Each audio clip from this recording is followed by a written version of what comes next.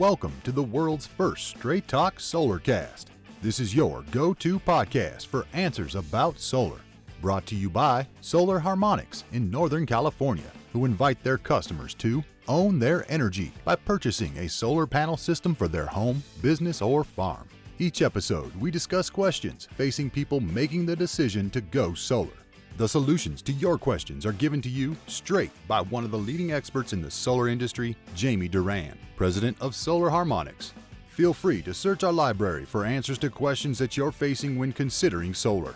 And now, here's Adam Duran, our host with the questions, and Jamie Duran, our solar expert with Straight Talk Solarcast. Hello, Jamie. Hello, Adam. How's everything in the land of solar? Action-packed. Oh, boy. Always, yeah. There's breaking news, even as we're speaking about it. And this was going to be a topic I was going to talk about anyway. Okay. But this is regarding a fixed monthly fee that PG&E, our utility here in California, got approved last year, and no one really knew about it. And even the lawmakers weren't really all that aware of it. And What? Yep, AB 205. Okay.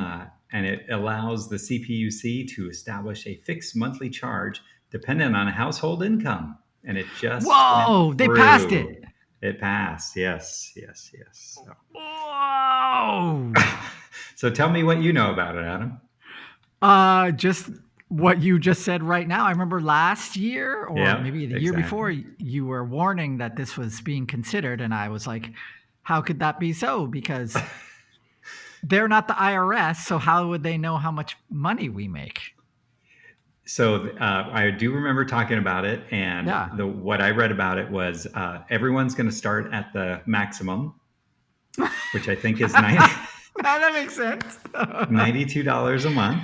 Whoa. And then and then you have to, and this is before 1 kilowatt hour or anything, and then you have to show PG&E that you are not in that income range. So now, it's Did ouch. they hire like 1,000 people to check? I mean, this is going to be millions of people saying, I don't make that much. Well, and then, those people will certainly call, email, text, and panic everyone. And so, it's ouch, and ouch. So now so this was last year, the $92 per month. So now it's inflation. It's now, I think it's going to settle at around $24 a month. So, okay. Well, and I think that was the intention, right? Is this $92 a month? That's $1,200 a year. How in the heck? And then 24. Oh, okay. Well, that's that's not even a Big Mac meal now. So, who goes to McDonald's anymore? Wow. Apparently, lots of people. In any event, so this is big news. Just approved, and I believe it's going into effect in 2025.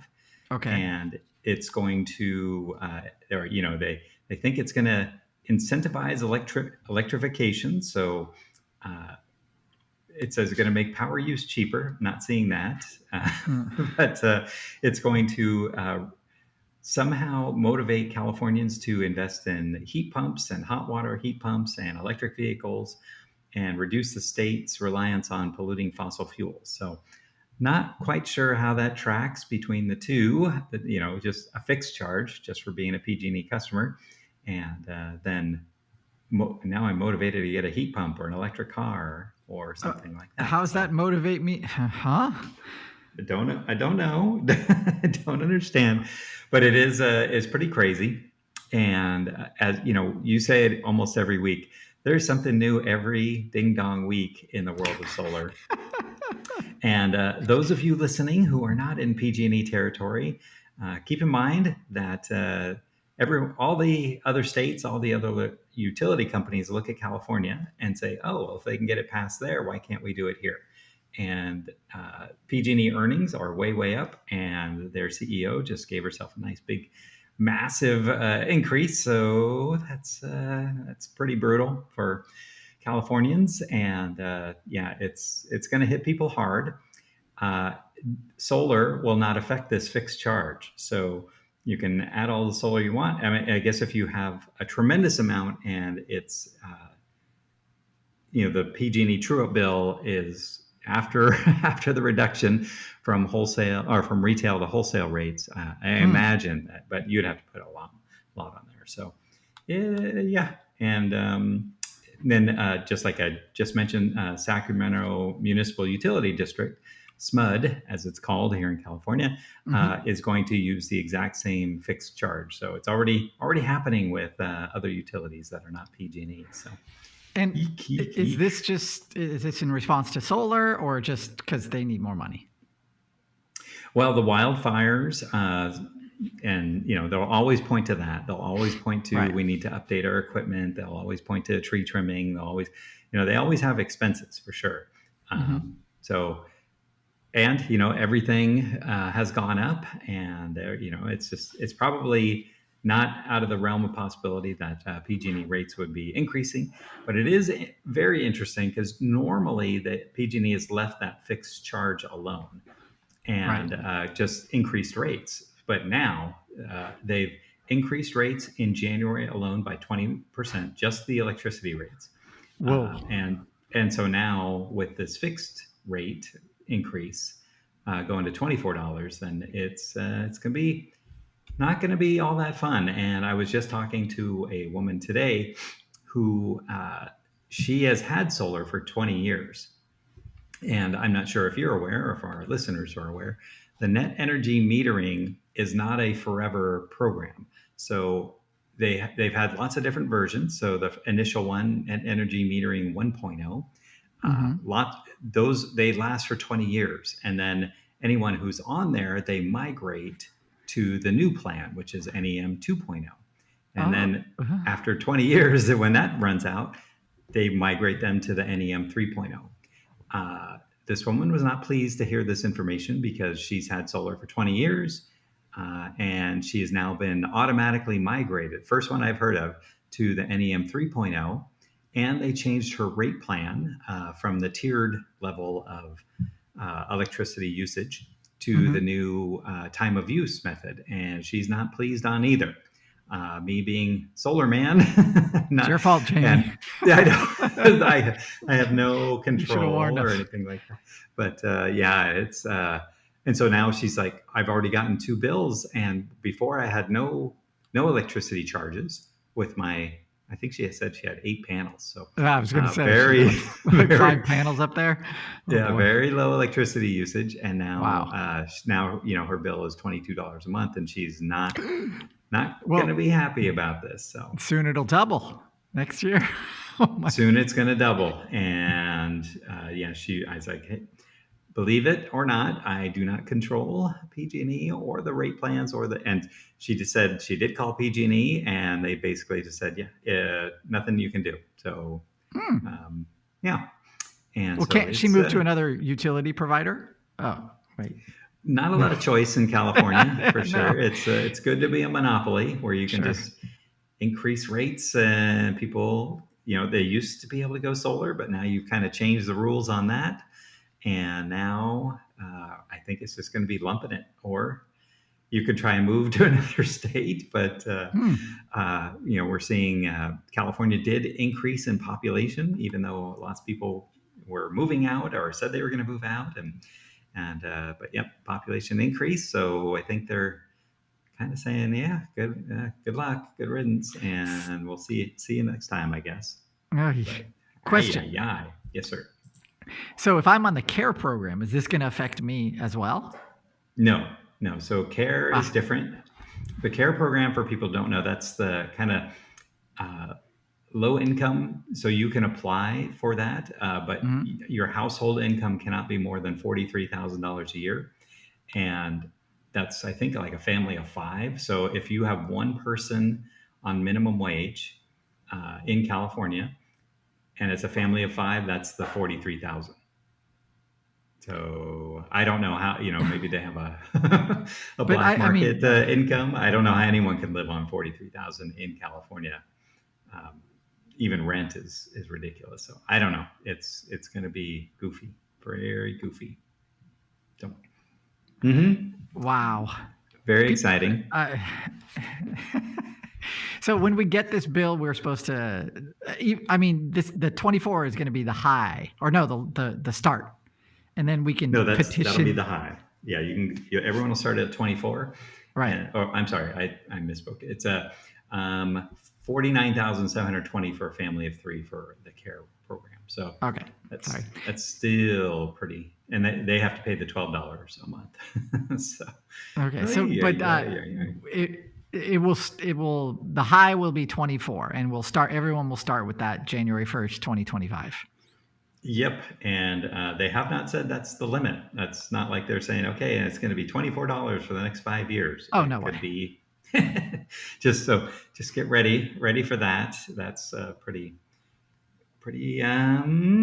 difficult, but it's pretty on brand though. Like very on brand. I'm just not surprising at all. Well, I'm glad you're so jaded, but I was surprised that this actually got passed. When it first came out, I was like, "Oh my God, there's no way!" And yep. And so, if you're listening and you're in California, even if you're not in California, this would be something really informative for your state representatives to know. So, if you don't know who your state representative is, go ahead and Google that. Let them know you are not interested in a fixed bill or income-based fixed charge on your electricity bill, because if you're not in California, it will be coming soon. Yep. And if you are in California, welcome to the new reality. So let's hold these decision makers. I attended this county supervisor monthly mixer yesterday. Okay. They're super excited because all the buses, they're going to start working with fully electric buses. And I said, any idea how many kilowatt hours it's going to take to charge that up and where that power is going to go? And I just got a lot of blinky eyes, as we like to say, just staring, no answer, and just blinking. And I was like, wow, they spend all this money on these gigantic, really big energy hog. It's great. I'm very glad I won't have to drive behind a diesel bus anymore. But I think they're going to need a solar farm to power these, and I don't think they have a solar farm. So, So, well, they're PG&E. So they have they just plug it right in, no problem. Yeah. What do you need, Jamie? That's it comes right out of the wall. It's not their money. That's right. Well, that I think is the key, but it's our money. And so we need to, and then in talking with a lot of the people there from the county office drive electric. And so they get free charging at the, at their location, but it is interesting. It's always interesting, Adam, always interesting, always something. But let's reach out to our state representatives.